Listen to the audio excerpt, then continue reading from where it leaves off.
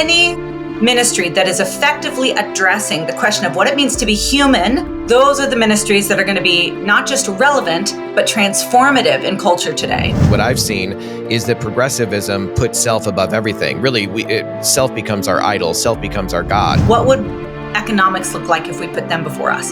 What would our national debt look like if we put them before us? What would immigration policy look like if we put children before adults? What would policing look like if we put children before adults? What would we do in the realm of digital technology or pornography if we put children before adults? And what you're talking about really, and again, common sense stuff, is going to the root issue. If you cannot defend right to life, nothing else matters. It is undeniable that statistically, that is the greatest risk for kids. What does it mean to be human?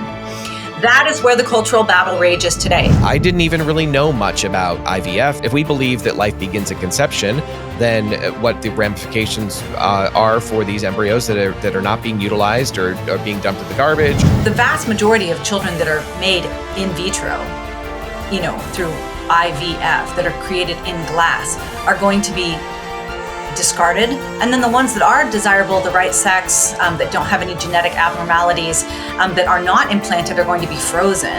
And if you go into a freezer, you very often never come out again. We either wind up being the abuser of children or passive in allowing crap to happen. It's probably around 2 to 3% of babies that start in the petri dish that are going to be born alive. It doesn't take long for our emotions to get involved in something where we begin to compromise, because what we thought we were anchored to, actually we weren't anchored all that well. It was just not inconvenient. So we have a challenge to walk with our friends. It can never be above the truth.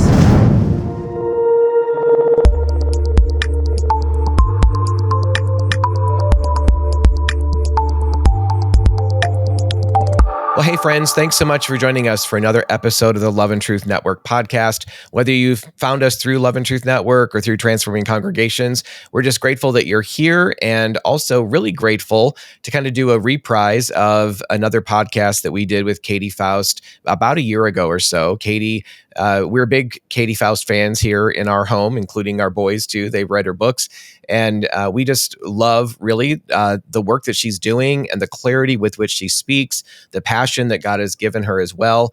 And so I'm excited to have her with us again, and for you to be able to tune in and listen or watch this podcast. So Katy, thanks for being with us again. Well, I'm big Garry fans in addition to Melissa fans, and I got to meet your boys, and so now I'm fans of them as well. So it's a joy to be with you again, and I really appreciate your work.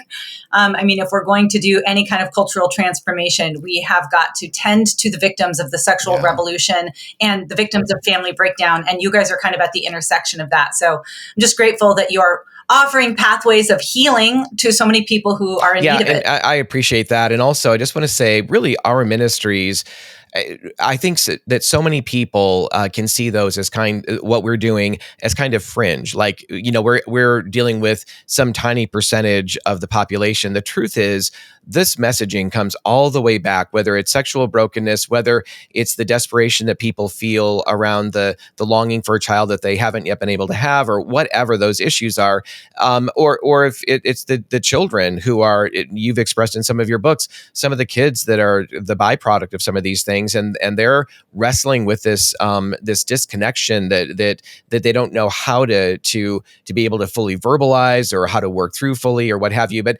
so a couple of things. One is, I'm grateful for the power of the cross to bridge the gap and to bring a kind of healing that is beyond our ability to just kind of logic or intuit. So grateful for that. But also, the truth is, our ministries are really touching, by extension, and like dropping a pebble into a pool of water, the ripple effects that go out from that. Really, these are not fringe ministries. These are connecting because they're connected to relational brokenness. We really connect ultimately to the heart and to the things that feed into a lot of other expressions that lead toward bondage, that lead toward misery, that lead toward a lack of human thriving. We want to see true human thriving by coming under the design that God created us for and living out his design and purposes for kingdom purposes ultimately. So anyway, I just wanted to kind of clarify that.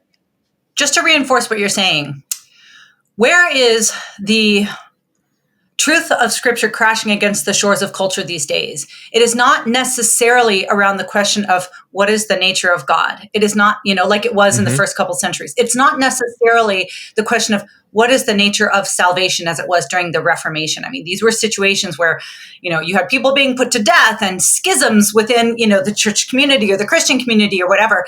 So those have largely been put to rest, and they still matter, but they are not the place where we are seeing the cultural friction happen. Where is that happening today? It is on the question of what does it mean to be human?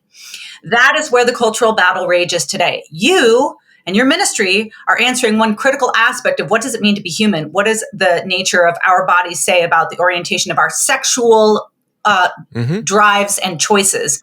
I am responding to what does the nature of man have to say about who children are, how they come to be, and by extension to what they have a right and what are their needs. And so any ministry that is effectively addressing the question of what it means to be human, especially as it intersects with the pain that people have experienced because other sources have gotten that wrong, those are the ministries that are going to be not just relevant, but transformative in culture today. Absolutely. And one of the things that you and I talked about in the last podcast, I know that you had some material that was just about hot off the press or pretty much going to be released very soon within a few months, that would be a curriculum for churches. And you've had another book come out, maybe even two. So just tell us a little bit about what's going on with you and the ministry, doors that are opening up for you, those kinds of things. Yeah, we had an explosive year in 2024. We went from a staff of 2 in 2023 to a staff of 5 last year. They do the work of, I often say they do the work of 10. We had incredible expansion of our projects. We published guidelines for corporations that want to use their influence in the HR realm to protect children rather than victimize them. So you can go to our website, look at resources for corporations, for companies, and we will tell you, hey, if you want to be a child-centric company and provide great benefits to your employees, here's the things that your medical benefits should include, and here's the things that you need to exclude because they are going to victimize rather than protect kids. So that was one sort of product that we offered last year. The other one was a video curriculum that in essence takes our them before us principles and issues. That is children's right to their mother and father, by extension, what that looks like in conversations about marriage, divorce, modern families, reproductive technologies, IVF, surrogacy, adoption, polygamy, cohabitation, etc. Layers over the top of it biblical truth, and then offers sort of a shepherding component of, okay, well, I understand and I agree, but what do I do about the lesbians next door raising the 7-year-old boy, right? So that resource is now available. If you go to our website, thembeforeus.com, resources for churches, you can get it for free. There's no prep. There's no homework. You just start the video, and we've got like participant guides all ready for you. There is no excuse. No excuse not to get in and become an expert on all these issues that are fundamentally connected to child well-being and child protection. We also, amazingly, were invited to start a radio program on the second largest Christian broadcaster in the nation, American Family Radio. So we now have a weekend program, a 1-hour weekend program that takes biblical truths, trending news, current studies, and questions and answers. And the whole point of that hour is to teach you to start thinking about the world through the put them before us, put children before adults lens. So that is also available. We published, as you mentioned, a book called Pro-Child Politics, which applies our them before us framework that we typically have used on every major marriage and family issue to every cultural, economic, and national issue. So what would economics look like if we put them before us? What would our national debt look like if we put them before us? What would immigration policy look like if we put children before adults? What would policing look like if we put children before adults? What would we do in the realm of digital technology or pornography if we put children before adults? So I conscripted 19 subject matter experts, from Billboard Chris on the transgender topic to Tiffany Justice, co-founder of Moms for Liberty, on education, to Abby Johnson on the issue of life. All of these different experts to just give me 3,000 words on things that they've often spent decades working on, like Grover Norquist on taxes, and say, show me what this looks like if we put children first. So that's an incredible resource, Pro-Child Politics, on just how do we start thinking about everything through the lens of prioritizing the most vulnerable. And as Molly Hemingway notes in her blurb at the beginning, a crazy thing happens when you prioritize the next generation. You get genuine, true, effective, concentrated conservative policy. There's something about progressivism that elevates self above kids. And there's something about true conservatism that's always going to protect kids or the next generation before the current urgent, tyrannical, supposed wants or needs of the current generation. So there was a lot happening last year. And I'm really, really proud of my team for making it all possible on such a tight timeline. And, you know, this is in the midst of publishing and speaking and interviewing on over 100 different platforms.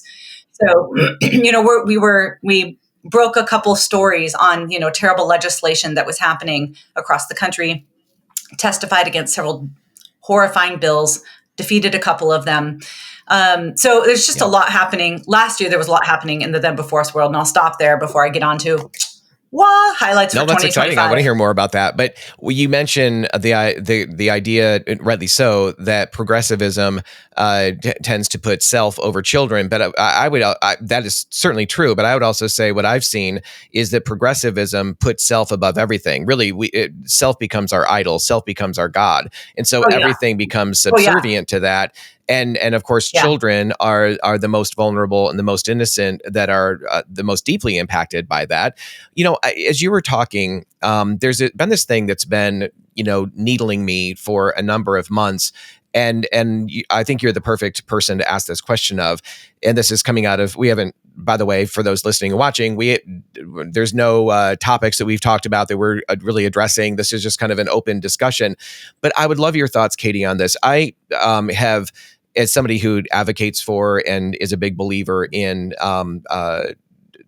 life and wanting people to choose life and supporting that idea, but not just supporting life, but also wanting the church and others to support the women who are making hard decisions and the dads who also desire life, supporting the whole person, the whole group. What I oftentimes get back from people that I've known for a long time. Sometimes they've been personal friends. They're in the Christian space. They're even, and sometimes Christian leaders. And I will on occasion get feedback that's really snarky and really kind of ugly about kind of barking about, oh, conservatives, all you ever care about is the baby in the womb.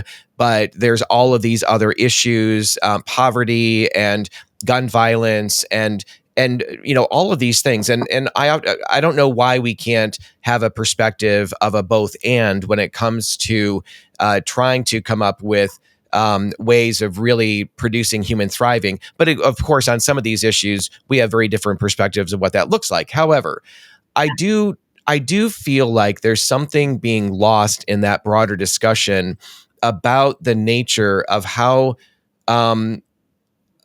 impossible it is for a child in the womb to do anything.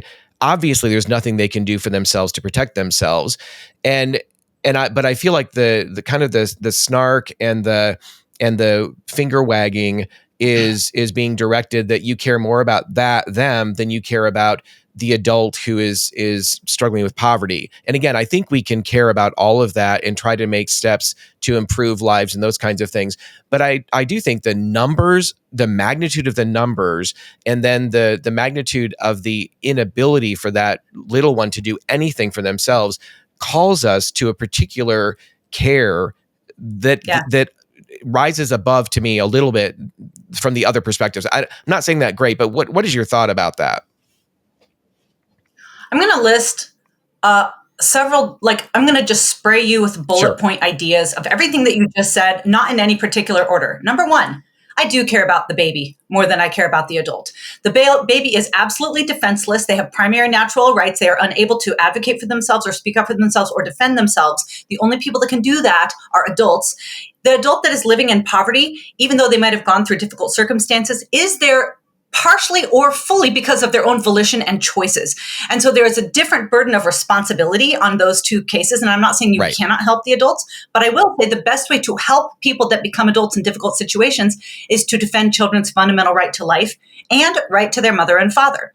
Number two, I will say that I think that there has been a bit of a growing course, especially in sort of the progressive Christian circles, saying, well, we need to be not just pro-life, not just anti-abortion, but holistically Yes. pro-life. And then they sort of move in a lot of progressive policies that have to do with immigration Right. or welfare or whatever. Oh, you can't really be pro-life unless you also do all these things. And I'd say, no, that's not, it is okay to say we will staunchly stand upon and defend children's fundamental right to life. And in my world, that means standing against the baby taking industry of abortion and challenging the baby making industry of IVF, which, you know, destroys maybe 4 times the amount of embryonic life every year than Planned Parenthood does.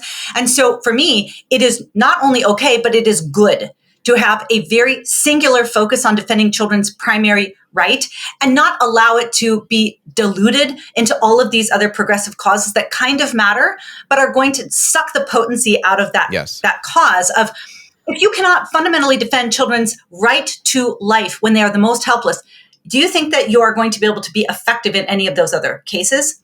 Number 3, if we really do care about adults, especially adults living in poverty, we will defend children's right to their mother and father. Children who grow up in the home of their married mother and father are 4 times less likely to live in poverty. They are 3 to 4 times less likely to be subject to abuse. They're more likely to graduate from high school, not be homeless, not have a teen pregnancy, not be incarcerated. Brad Wilcox, did a study that said children who grow up without their father in the home are more likely to go to college, more likely to go to prison than graduate from college. Do you understand what I'm saying? If you don't have a dad, you're statistically more likely to be imprisoned than graduate college. Like, if we really want adults to thrive, we fix the family. There's no other way to do it. You want to talk about adults living in poverty? We actually have a literal recipe to ensure that they don't. It is called the success sequence. Number 1, graduate high school. Number 2, get married. Number 3, have a child. And it must be in that order. And if you do that, all of which have to do with adult volition, adult choices, adult responsibility, if you take responsibility for yourself and you graduate high school, get married, and then have kids, only about 2.5% of adults will live in poverty if they follow the success sequence. So, and then the children born of that union are also going to be exempt from a lot of the other social issues that we're battling back or kind of framing as squishy pro-life adjacent causes. And finally, I will say something scorching that I was really angry about. You only care about kids in the womb, blah, blah, blah. Christians out-adopt the general public 2 to 1. We are actually, and it's not just the white drug-free infants. When I was on my adoption trip to China, 14 of the 17 adults who were there adopting older special needs children who had largely been forsaken were Christians. So I hear that kind of thing and I'm like, well, how about screw you, you idiot? I mean, it's very obvious that to me, those are objections that are really just, they're not grounded in reality. They are there to deplatform sort of the power of this argument, and it's not substantiated, I would say, in any other area. Fight for children's right to life. Next, fight for their right to their mother and father.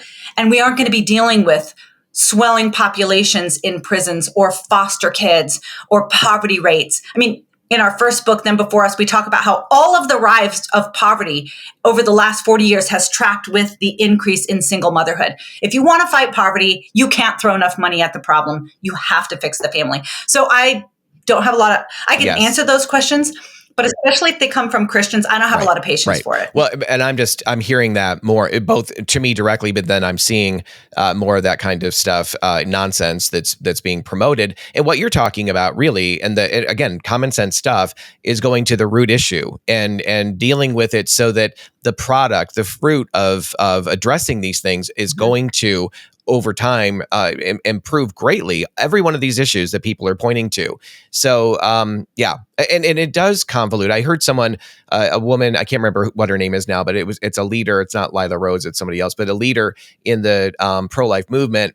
When she was being accused of something like what I brought up earlier, she's like, look, I focus on life issues. I focus on the issue of reducing abortions and that kind of thing, because you could be asking me, why am I not trying to save lives that somebody who has a tumor or cancer issues? I can't possibly do that and this and all the other areas that affect life. Right. I'm focused here because this is where God's called me. So I think again, those are important. It's like saying, look, I'm fighting for cancer awareness, and someone says, well, why aren't you fighting, against diabetes too, and against multiple sclerosis? No, there's room for people to advocate on those causes, but you can't, that whole if everything is a right, well.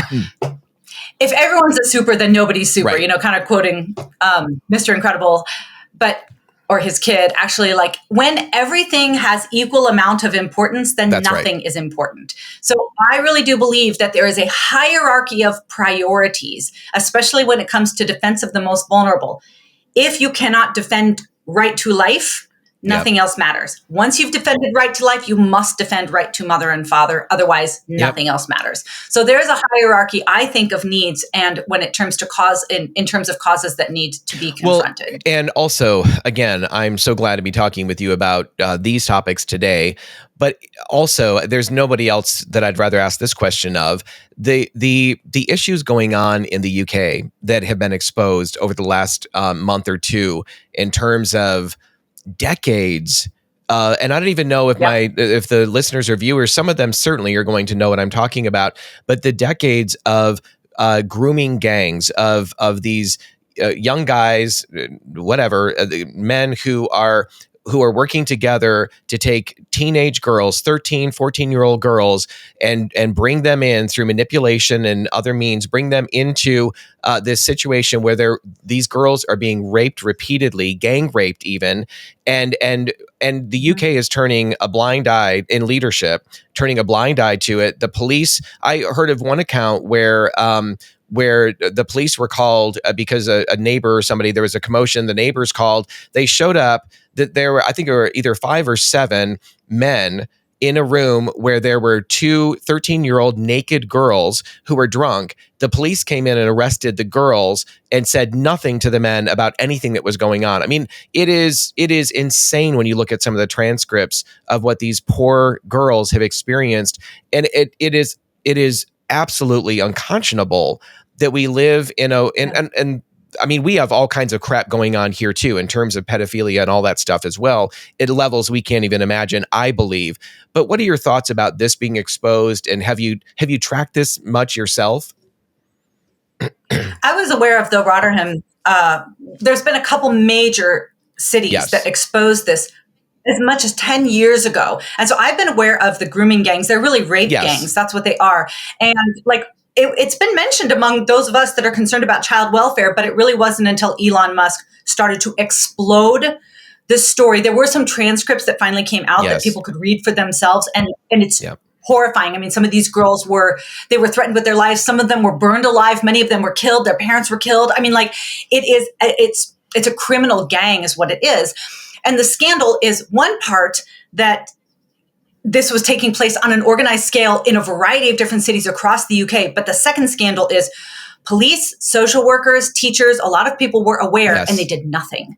And sometimes there was an active cover-up. There were a few whistleblowers, and then sometimes the whistleblowers were targeted or demoted or lost their jobs or whatever. And so when we talk about the United States and sort of our God, the God of self, and I would say the God of sexual self, to which everything else must bow and sacrifice, the UK has a God, and it is diversity is our strength. And so this idea of identifying not just that there were these grooming gangs, but they were disproportionately, almost exclusively Pakistani men who were targeting not just any girls, but white girls, that was something that could not be spoken because it compromise their God, their mantra that diversity is our strength. And you cannot challenge that. And this challenged it in a way that nothing else could. It was the absolute reversal of the supposed narrative that the whites are oppressors, that UK are the colonizers. And it was very, very clear that it was not young brown girls that were being targeted. It was young white girls. And I would say not coincidentally, who were from families that often experience breakdown and father loss, right? Children who don't have their dads in their home are distinctly vulnerable to exploitation and abuse, and they knew how to find these girls. So there's a racial component to it.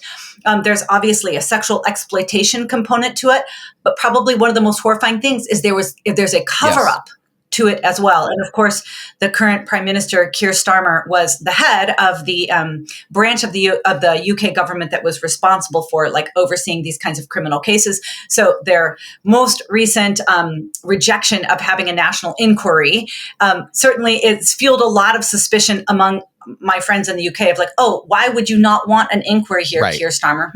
Is it because you will be complicit in this terrible cover-up? So it's great that this is getting attention. What's horrible is that it's been going on for decades. It's probably still going on now. A couple of the places with the most dense populations of Pakistani men have not even been investigated. So it looks like this is very systematic, coordinated. It's been replicated, and it's been enabled by feckless, spineless social workers and police bureaus who have preferred their own comfort over the well-being of children, and these girls have paid an absolute horrifying price. And when you say, Katy, spineless, feckless, the next word I want to use is men. And I realize that women played a role in this as well. But when it comes to the ministry that we're operating, one of the key foundational or pillars, I guess, of our ministry is based in Genesis 1:26 and 27, which is about God making us male and female in his image. And so that we are distinctly different, but of equal value. We bear different aspects of the image of God as male and female. And one of the roles of a man, of a father, is to protect, is to cover, is to provide, is to take a good initiative, and that has not been where men have just either they're the abusers, as has been pointed out, or so in our masculinity we tend either, rather than being salient, rather than being strong in a godly biblical way, we either wind up being the abuser of women and children or passive in allowing crap to happen. And so, that also is, I think, is greatly underscored in the garbage that's been allowed in the UK. But then I'm also, as I think about that, and I'm horrified by that, I'm also thinking about, again, what is happening in our country and in regard to obviously abortion and those kinds of things. But in addition to that, like what is happening, and I mentioned it earlier, but even on the issue of pedophilia and those in high places in our country, which again, we don't know all the details of that. I think there's going to be probably some stuff that winds up coming to the surface. The truth ultimately does rise to the surface, even when it takes a long time, like we're seeing in the UK. But are you, in connection to your ministry and even the issue, or your organization and the issue of sexual exploitation or pedophilia, those kinds of things, are there some things brewing here in the U.S. that our viewers, listeners may not necessarily know about, that you're seeing or that you have huge concerns about? Well, I think that obviously you've got some more sensational stories, like you've got like P. Diddy being exposed for pedophilia, rape cells in Hollywood, and that gets a lot of attention. But actually, the areas where children are most at risk are things that we've sort of taken for granted. And I would say that would be like modern families. And I'm not saying, what do I mean by that? What I mean is, we know the places where children tend to be the safest, and that is the home of their married biological mother and father. We know the situations where they tend to be the most in danger, and that is cared for by unrelated adults. Now, this is the exact reason why adoptive parents like me and a lot of your listeners had to undergo screening, vetting, background checks, fingerprints for months or years, because it is so well known that unrelated adults left to care for children on their own are risky to kids. So what we're doing now is an absolute overhaul of marriage and family in ways that will swap out biological parents, who are statistically the most connected to, invested in, and protective of kids, and swap in adults who are statistically not just who escalate risks of abuse, but are the most likely to perpetrate abuse. And you can see this, thank God. And I'm not saying all stepfathers or all boyfriends are abusive, but, I often tell people, like, pause this podcast right now and Google the words mother's boyfriend. Yeah. Pause it. I'm not kidding. Pause the podcast and look at it. Now, come back and tell me, how'd that go for you? What you saw was unlimited returns of headlines of the most horrific cases of child abuse, sexual abuse, torture, infanticide that you've ever seen on the internet. That's because an unrelated cohabiting man is statistically the most dangerous person in a child's life.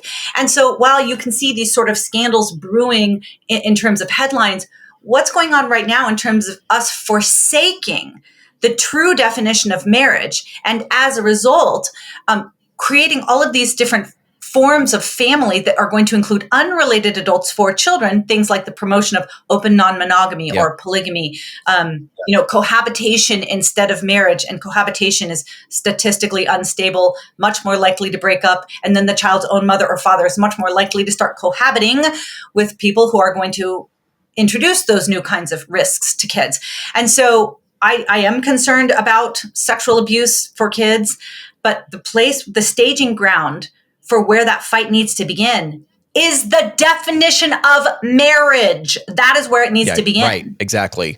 And as you just said, no one is saying that every single, stepfather, boyfriend, whatever is going, but it is undeniable that statistically that is the greatest risk for kids. So in terms of whether it's sexual abuse or physical abuse or neglect or whatever, those things all add up to be astronomical, in the life of children in general. So go ahead. Well, even if it's not direct abuse, children who are living with an unrelated adult, a stepmother or a stepfather or a live-in girlfriend or boyfriend, they're just more likely to have more accidents. They're more likely to die by accident or be injured by accident. Why?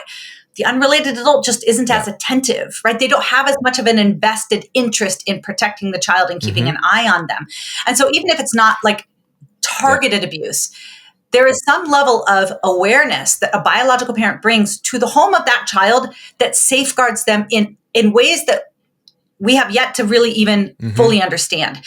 So I just think you start messing with the building blocks of a child's life, you're going to mess with their entire future as well. So I would love to kind of flip the coin for a moment, and we're talking about the potential harms, and then and then there's the value. Of course, the greatest environment for children, statistically speaking, to grow up in is with mom and dad, biological mom and dad, being married in their home. So we've talked about some of the horrible things that can happen when that doesn't occur. And obviously, even when that happens, sometimes horrible things do happen. But flip it around for a minute and talk, Katy, about and I think, your family, your family actually, I think, accentuates this and highlights this. We try in our family to do the same. I know that many people who are listening would hope that their family would do the same. But let's talk a little bit about the positive aspects. What does a dad who cares about the spiritual, emotional health of their children and growing them up in that place, a mom and a dad, I'm saying a dad in particular because so often dads can kind of be just left out of the equation beyond maybe being the primary breadwinner or whatever. And even that can be kind of a dirty idea. But what do moms and dads bring in a positive way when they are doing more than simply staying together, but they are really focusing on putting their children first and nurturing them in the admonition of the Lord, as Proverbs talks about? Well, let me just talk about it from a developmental perspective, because you probably could do a great job of talking about it from a spiritual perspective. So Erica Komisar, who I think is kind of the national expert on mothering and motherhood and the distinctive of mothers, often talks about how moms respond to babies' distress in ways that dads simply don't. So when babies are first born, and all through their infancy, she would say they don't really have, what we would consider to be a fully formed central nervous system. So they are not able to regulate their own emotions. They're even not able to regulate their own body temperature in some way. They need mom to regulate them. So what happens when a baby is cold, hungry, tired, afraid? Cortisol levels go up. The baby starts crying. They are in distress. The heart races, okay? Babies are unable to lower their own cortisol levels. The only thing that drops babies' cortisol levels is increasing oxytocin, but babies can't increase their own oxytocin. The only way oxytocin rises in a baby is through skin to skin contact. Now, anybody can put a baby on their chest, but dads and strangers don't respond to babies' cries of distress as frequently or as quickly as mothers do. There's something in the mother's brain that simply says, give me that baby. I need that. I've got to soothe the child. Okay. And like, this happens to me. I live across the street from a pool, and in the summer when the doors are open, I can hear all the kids, and it's awesome. Sometimes there's a baby crying, and I'm like, get the baby. Somebody get the baby. I mean, like, it pains me to hear the baby crying. Whereas like all the other men in the world are just kind of walking around and like, it's all right. Someone's going to get the baby's fine, I'm sure.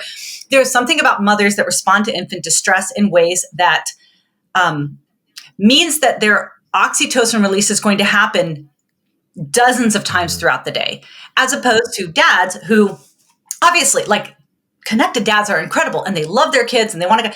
But when you see dads interacting with infants, it's a lot less soothing, bouncing, rocking, wrapping, wearing, kissing, putting the breastfeeding. Dad interaction with kids tends to be tossing, swinging, jostling, which is all really, really important. It teaches babies something else about life. But the bottom line is that mothers are wired to soothe babies in a way that helps them develop their own emotional regulation. And babies can't soothe themselves until 6, 9, maybe 12 months old. They need moms to do that for them. Now, you see all of these influencer men who are acquiring surrogate-born babies, and they probably should. I mean, I think I've heard Erica say they're probably going to need to like sniff oxytocin so they can, even if they're not a woman, they act like women. Babies, if they don't have a mother, they need somebody that will at least act like mothers, and men don't. By nature, they don't. It doesn't matter if they're effeminate or like to cook or paint their nails. They will not be mothers to the baby. Babies need mothers. Also, mothers accentuate attachment, which is so critical for children. I mean, adoptive parents like me, whose children didn't have a primary caregiver for the first couple of years of their life, they see the harms, the dysregulation that comes from insufficient or non-existent attachment in children, and how it can take years to overcome or maybe never be overcome if you miss those critical windows. Moms attach with babies in ways, especially if it's the birth mother and it's continued attachment from those 9.5 months of gestation. Dads promote separation. Yeah. And even in the way that I was talking about their interaction with babies under the age of 12, moms attach by strapping children to them with all different kinds of like $100 strips of fabric. And dads promote independence, right? Detachment by the way that they play. Moms talk to kids differently. They tend to simplify their words right down to the child's level by saying things like, oh, baby has a boo-boo, right? Dads talk to their kids like they talk to everybody else. They're like, you got a gnarly rugrats, bro. I mean, dads are cognitively expanding their kids by using word choices that they use with adults. Dads play with kids differently than moms do. Moms don't actually play with kids a lot. They care for kids. Dads play with kids, especially jostling, roughhousing, wrestling. The interactions that mom has with kids naturally develops their fine motor skills. So think about the kinds of activities that kids are doing with their moms: coloring, cutting, tying, maybe chopping vegetables next to her. Think about the activities they do with dad: climbing trees, swinging a hammer, headlocking. It's all gross motor skills. So you literally get different aspects of physical development from mom and dad. And then as they age, it just gets more and more important, especially for boys, to have that regulatory factor of dad in their life when it comes to channeling their sexual and physical aggression in ways that moms simply are not able to offer. There is no way to swap out mother or father. Not a butch woman, not an effeminate man will be able to offer the kinds of developmental benefits that children get from an actual female parent and an actual male parent. That's just, you can call it God's design, you can call it evolutionary mandate. This is simply how human children are wired and what they need. And no amount of repeating love makes a family. No 5 Supreme Court justice ruling is ever going to change this. We either recognize who children are and what they need, or we victimize them. Those are the only two options. What are your thoughts about, I know since 2015, 2015 and the redefinition of marriage by the Supreme Court, U.S. Supreme Court, what are your thoughts about the possibility? I think everybody has just kind of resigned themselves to believe, well, that will never, I mean, maybe in 50 years, like Roe v. Wade or something, but probably that's here to stay. But on the basis of what you're talking about, and not on the basis of, just set aside the basis of what is right or wrong from a biblical worldview perspective or whatever, but just on the basis of what is good for children. And do you see do you think that it's possible that could be overturned as we've both in a sense learned more, but I think the evidence was there in 2015 as well, but just ignored. But as it's more on the forefront, more on the front burner, the public opinion is maybe shifted around some of that. What are your thoughts about that possibly being changed down the road back to back to a male and female in marriage? How convenient of you to ask. I just submitted an op-ed to Newsweek yesterday making this exact argument. So Idaho has passed, their House of Representatives has passed a challenge to Obergefell. It's not binding. It's just saying, hey, get off our lawn. You don't have the authority to make state decisions about the definition of marriage, and your decision was wrong. So if it passes the Senate, they will then deliver it to the Supreme Court and just sort of register their dissent. And of course, everyone's freaking out. Oh my gosh, marriage is under attack. Gay marriage is under attack, blah, blah, blah. So I was like, hey, Idaho is challenging this based on a states' rights issue. But every state should challenge Obergefell based on a children's rights issue. And then I go through all of the evidence that we had. You know, we were the 17th country to legalize gay marriage. The other 16, none of them legalized gay marriage and strengthened children's relationship claim or right to their mother and father. And since then, there's now 38 countries that have legalized gay marriage. All of them have eroded the right children have to their mother and father. So it's just making the very obvious case that even though gay marriage was advanced in the name of this has nothing to do with kids, it is incompatible with recognizing that mothers and fathers are critical to child well-being. And then I take some time and sort of deconstruct that supposed consensus that children with two moms or two dads fared no different, because now we've got 79 studies that show that they fare no different or even better than kids raised by heterosexual couples, and kind of talk about the methodological problems in those studies, how one small data set was actually responsible for 30 of those studies, and that it's pretty rare for any social science consensus to reverse in 10 years, but that's what happened. You know, in 2005, generally all of the major researchers were like, kids benefit from their married biological mother and father. 10 years later, you had this massive consensus going, actually, it doesn't matter if it's two men or two women. So something's going on there. And what's going on is massive bias and corruption within the institutions. So, you know, my case is just what we've talked about here. Children are advantaged when they're raised by their married biological mother and father, both in terms of it is the place where they are most likely to be safe. Those are the people that invest the most in them in terms of time and money and protection. Those are the two people that maximize the child's development. Those are the two people that grant children their biological identity.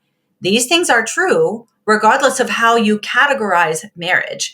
So we need to get back to the place where we are recognizing that this is actually an institution that has been responsible for the greatest amount of child flourishing throughout civilization. So how likely is it to happen? I don't know. But what I will say is, even a year ago, I think that the trans madness felt inevitable. We all thought this is a train that's just going to keep rolling in and blow past station after station after station. You know, they're going to continue to obliterate Title IX, men and women's sports, men and female prisons. And honestly, over the last couple of weeks, it's come to a grinding halt. Now, I think also gay marriage has felt inevitable, or the redefinition of marriage has felt inevitable.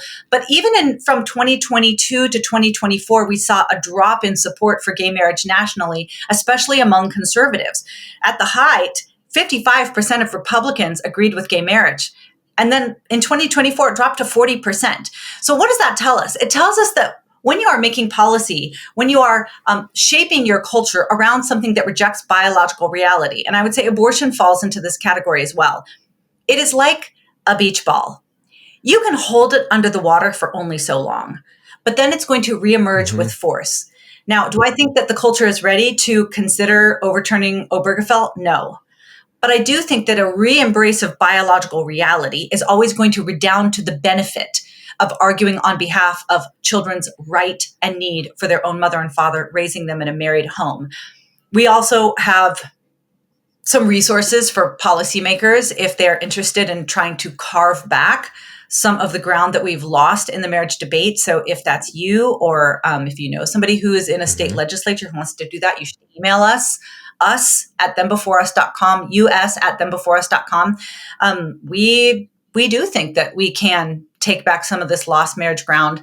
It does need to be on the basis of defending children's fundamental rights, not because marriage is a sacred institution, not because the cake baker and the florist. Those don't really land with the general public, and they don't stir hearts. And honestly, it does not strike at the historical public purpose of marriage to begin with.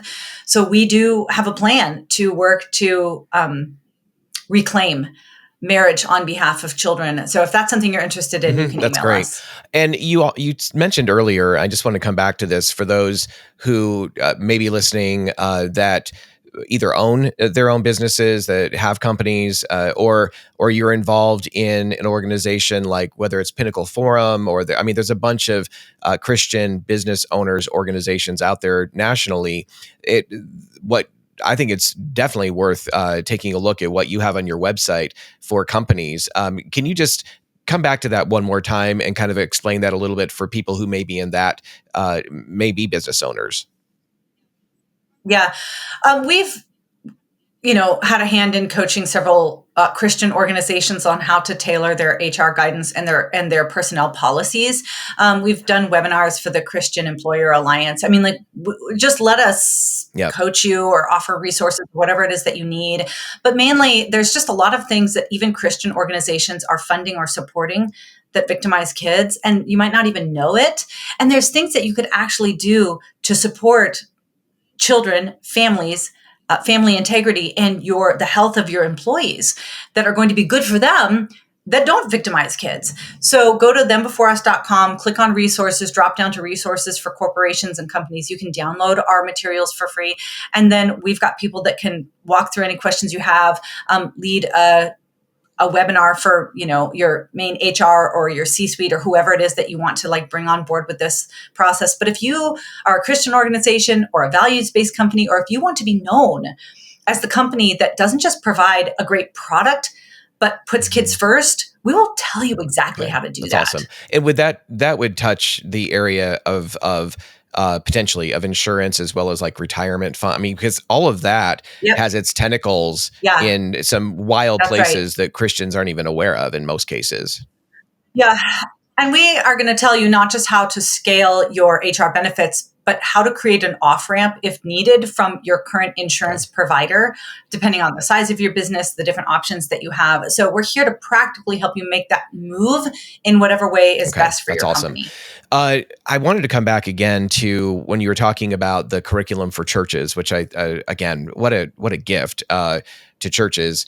And I definitely want to be promoting that more as I'm going out and speaking and teaching at churches as well, and making sure that they have that, they know about it, and hopefully will be using it as a resource. But so I would imagine that one of the most difficult areas in that curriculum would be the discussion around IVF. And maybe there's some other hot button topics as well. But I just, until reading your book, Them Before Us, a few years ago, I didn't even really know much about IVF. I would hear people pray and give praise to to the Lord about how their daughter is now having a baby and went through this, and I'm just thinking, I was so clueless about it, what the process was, what the ramifications were for if we believe that life begins at conception, then what the ramifications are for these embryos that are not being utilized or are being dumped in the garbage or are being used for research or whatever. So is that do you find that topic IVF to be the most kind of challenging or difficult within the Christian community? And are there others that are kind of up there on par with that? That's probably the area where there is the most moral confusion, because we love babies and we know kids created through IVF and we love those kids and we're so grateful that they're alive. The problem with IVF is those babies are a fraction of the lab made embryos that are created through big fertility. So the vast majority of children that are made in vitro, through IVF, that are created in glass, are going to be discarded. They're going to be sex selected out of existence. They're going to be graded out of existence. They're going to be deemed genetically unworthy and experimented on. And then the ones that are desirable, the right sex, that don't have any genetic abnormalities, that are not implanted, are going to be frozen. And if you go into a freezer, you very often never come out again. We don't actually know how many children are in frozen storage. I think the last sort of official number from many years ago was 1 million. But at the rate that we are creating babies, we're probably closer to like 5 to 10 million embryos. Some facilities would say that 20 to 40% have been abandoned. Nobody's paying the storage fee. They can't contact the commissioning parents anymore. And so we've got like vats and vats of abandoned orphans in frozen storage across the country.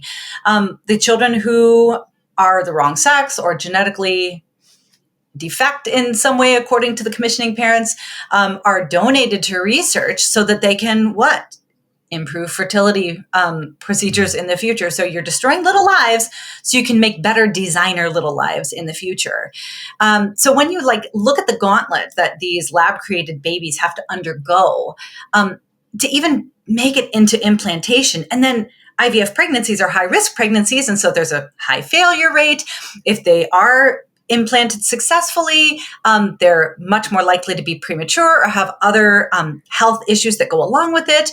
So the babies that do make it through the process alive are 2 to 7%. 7 is a generous estimate, but it's probably around 2 to 3% of babies that start in the petri dish that are going to be born alive.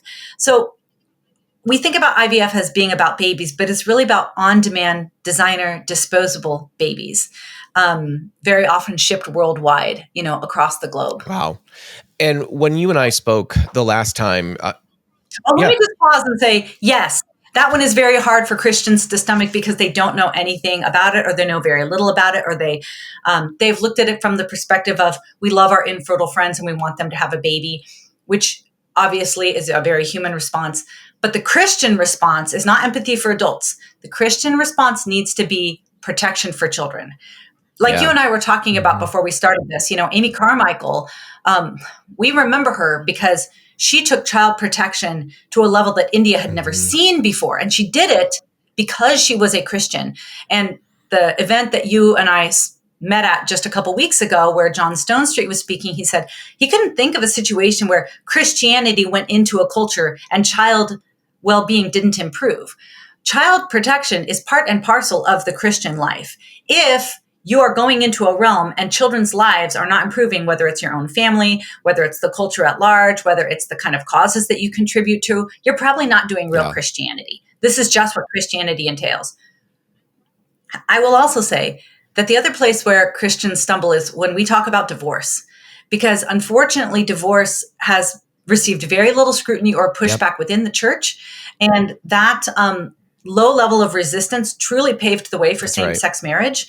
So unfortunately, there are a lot of Christians who have been implicated in the cultural lies about divorce, that it's no big deal. I had a woman on Twitter DM me and say, my parents were Christians, but they had a struggling marriage. And my mom started reading things from a Christian organization that talked about how you can make blended families work. And she's like, well, I guess I can do this then. There just has not been enough of a full-throated denunciation of casual divorce, which is about 70% of divorces these days, and the drastic impact it has on children's physical, mental, emotional, academic, and relational health. So there certainly is. I tell people, give me enough time and I'll piss you off too. But in terms of the Christian world, IVF and divorce are probably the places where we get the most pushback. And when you think about even so what we're talking about right now, this idea where it becomes challenging for Christians who have a family member or a loved one who they long to see have a baby. Understand that. Again, compassion. But also, I think it's particularly challenging when you have someone in your family who's had a baby by IVF. And it starts, I think part of the challenge is it feels like, how can I not support this in a full-throated way? And it feels like I'm even denying the life or saying somehow my granddaughter or grandson shouldn't have been born. Of course, that's not what we're saying. But I think you've outlined that clearly enough. But it's not. It's different, but yet it's still of the same ilk in a sense that my gay son or my gay daughter or my loved one who's in the LGBT world. And at one time I was firmly planted in what the scriptures taught, but now that it's in my face and now that I know somebody who's wrestling with those issues or as identifying that way, and I love them and care about them, it doesn't take long for our emotions to get involved in something where we begin to compromise because what we thought we were anchored to, actually, we weren't anchored all that well. It was just not inconvenient to believe what the Bible teaches. Now it's hard, it's inconvenient, it's emotional challenge, it's disruptive in my family. And there's a lot of things, whether it's LGBT, whether it's IVF, whether it's divorce or whatever, there's a lot of things that get challenged and we start to compromise and shift more toward a cultural viewpoint on those things. God says, I recognize the kind of pull that the people in your inner circle will have on your doctrine, and you must guard against it. This is a problem this is a human temptation, right? This isn't because you're special. This is because you're human.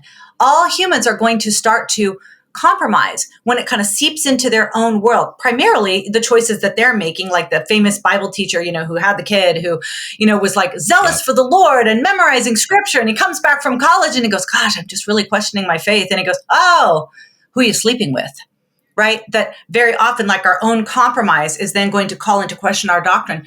But next to that is somebody that's in our immediate world who is struggling with that issue, who calls into question our doctrine. So I love unity. I want to prioritize the relationship. It can never be above the truth.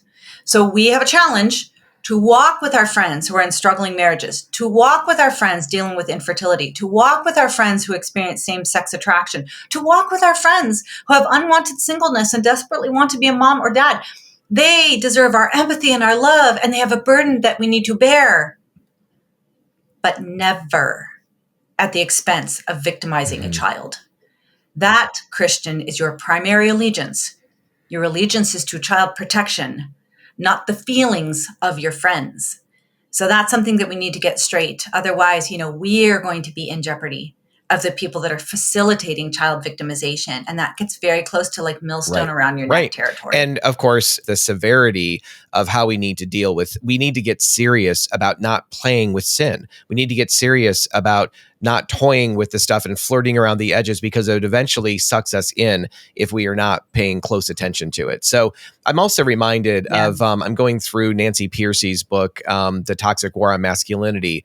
And in it, she's amazing. And in it, I blurbed it. I was like, what do you want me to say, Nancy? You want me to talk about this from an activist perspective or a mom perspective? Because like I'm like all on board with this. It's incredible. And one of the things she highlights in the section I'm going through right now, which I'm not that deep into it, is how we hear all the time about the patriarchy or even complementarity being such a horrible thing, and the Christian men, you see headlines and news clips about how Christian men or the idea of male-female perspectives within the Bible or whatever sets women back, hundreds of years.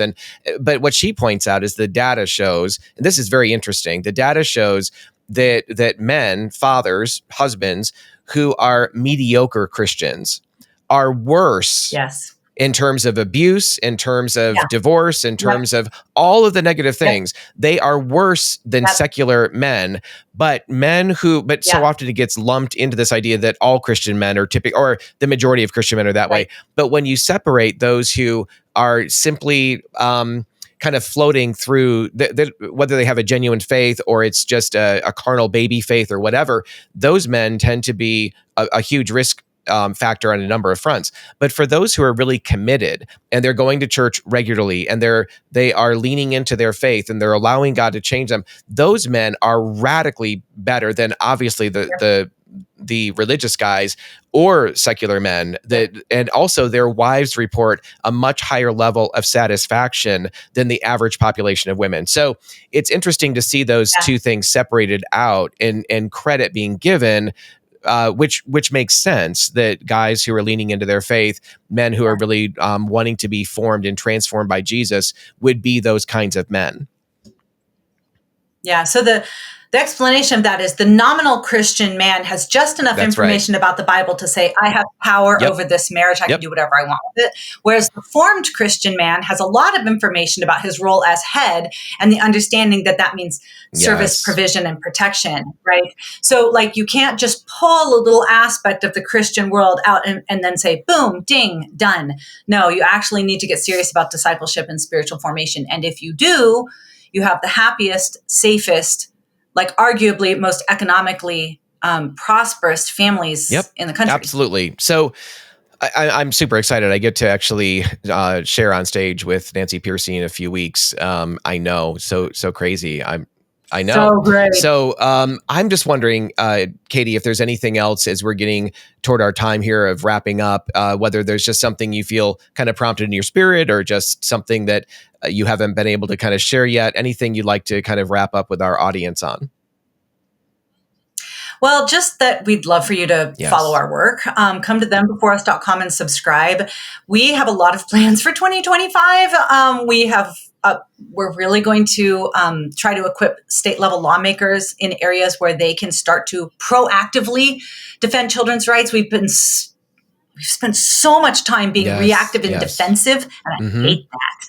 I'm like, I want to go on offense. I want to start protecting kids, not just battling back bad bills. I want to advance good bills. So we're going to start doing that. We'd love for you to follow our work. There's been lots and lots of requests for us to produce materials for teens. So we're thinking about creative ways to do that next year. This year, hopefully by the end of the year, we're going to have some exciting resources for teens specifically. And that kind of like blends my two passions of child protection and child equipping. So to have it all in one place in some mediums that I hope are going to, not just that kids aren't going to be like, I guess I'll do this, mom, but they'll be like, oh my gosh, I love this. So working on that.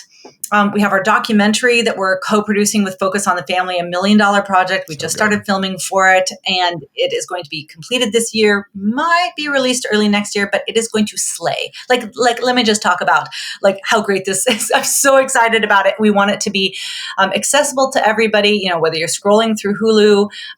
We want it to be an easy resource for our allies around the world, very often, which are like mom and pop operations, in small countries to battle back these well-funded, organized international forces that are seeking to destroy the family. So the documentary is in full force, and we just would love for you to be a part of it. So come and subscribe. Even if you're just following us on social media, let us make you experts on all of this, because nobody's going to do it other than you. Like, adults need to do it, and Christian adults specifically have a mandate to do this. So come and be a part of this, and let us make you into warriors on behalf of That's awesome. kids. Well, and for those that are listening, I just can't encourage you enough. I hope everybody goes over to Them Before Us, that you connect with them through their website, and that you really seriously consider supporting their work. Obviously, what they're doing is vital. It's critical. It's essential for our time. And I love what you're talking about, Katy, in terms of getting on the offense. Clearly, 2024 was you guys God dumped some rocket fuel, into the organization, and I feel like that's part of what's happening for us at the end of 2024 and into 2025. But I really can't encourage enough people to get involved in what you're doing, and also just quickly the idea of being an expert. Some people might hear that word and feel like, oh my gosh, that's going to just require gobs. You don't have to have a PhD. In reading some of their books, in getting connected with them on social media, getting to their website, you can become adept at so many of these issues and topics just by staying connected with them a bit, leaning in, doing some reading. They're going to equip you in a very short period of time to really be head and shoulders above everybody else in terms of the knowledge base that you have and the ability to communicate that in a way that really draws people into the conversation, and you will have a kind of authority that I think is essential for speaking into these issues. So, Katy, thank you so much for being here. We love you, love your work, and one of these days we're going to get a chance to meet your family. You met mine, but I'd love to meet your family at some point. So, yeah, bless you. And for everyone who tuned in, thank you so much. We're grateful that you were here, and I hope that you've been blessed by this episode of the Love and Truth Network podcast. We look forward to seeing you in a future episode. Take care. We so appreciate the time you've just invested with us in our Transforming Congregations podcast. To join us for future podcasts, dial into transformingcongregations.org/podcast, and we look forward to seeing you in a future podcast.